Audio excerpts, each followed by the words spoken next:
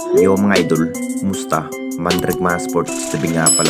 Ating pag-usapan, Barangay Ginebra, Troy Rosario, confirm to Ginebra, at Stephen Holt, mas lalo pang lumakas sa semis. Pero bago na nga yan, kung bago pa lang sa aking channel, huwag mong kalimutan mag-subscribe at i-click ang notification bell para like kang updated sa ating latest upload pa natin.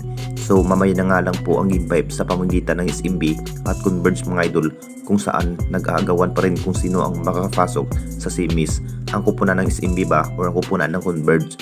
Kung manalo man dito ang kupunan ng SMB mga idol, talagang ang Barangay Ginebra na naman ang kanilang makakaharap sa semis patungong finals. Pasok na rin ang Red Ocean Elastopinders laban nga sa Manila Clasico sa Group B mga idol.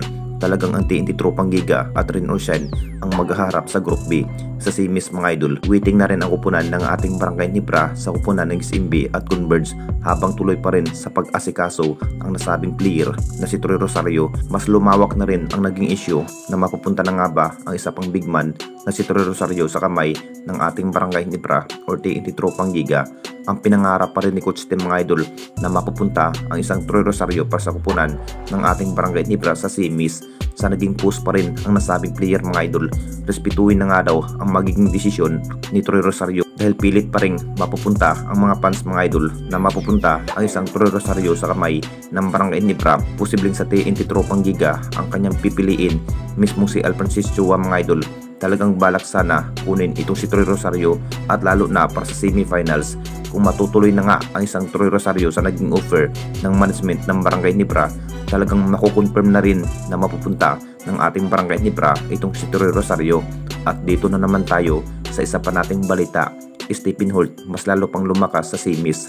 Alam naman nating lahat mga idol, talagang pinatunayan pa rin ni Stephen Holt na mabibigyan ang kupunan ng ating Barangay Ginebra ng panibagong history sa 49 season ng ating liga, dahil maraming player na rin ng Jinggings mga idol hindi pa rin naaambag dahil sa naging player tulad nga ni Jason David at Boon Pisumal.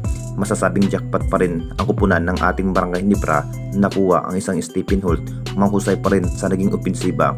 Ito si Stephen Holt, isa na nga sa kanyang hustle play, aggressive pa rin sa bawat laban. Ito pa rin ang dahilan kung bakit nabibigyan ng magandang laban ng ating Barangay Ginebra, dahil isa na rin si Stephen Holt, nagmukhang bagong racing star player ng Jinggings. Nag-average pa rin ng 6 minutes sa kanyang makukuhang playing time sa bawat quarter. Kapag maganda nga ang kanyang laban mga idol, hindi naman bigo sa pagpili ng player ng Jinggings mga idol. Kung bakit mas lumawak na rin ang nagiging role sa bawat player ni Coach Tim mga idol, nagiging lumawak na rin sa bawat laban na parang titignan nating lahat mga idol. Factor rin itong si Stephen Holt sa outside maker kung bakit hindi naman pinaporma pa sa quarterfinals ang kupunan ng Miracle laban nga sa upunan ng Jinggings. Ngayong araw na rin ang magaganap na Game 5 mga idol ng SMB at Converge, kung saan nag-aantay pa rin ng ating Barangay Ginebra kung sino ang magtagumpay patungong semi. Anong masasabi ninyo mga idol tungkol sa ating video?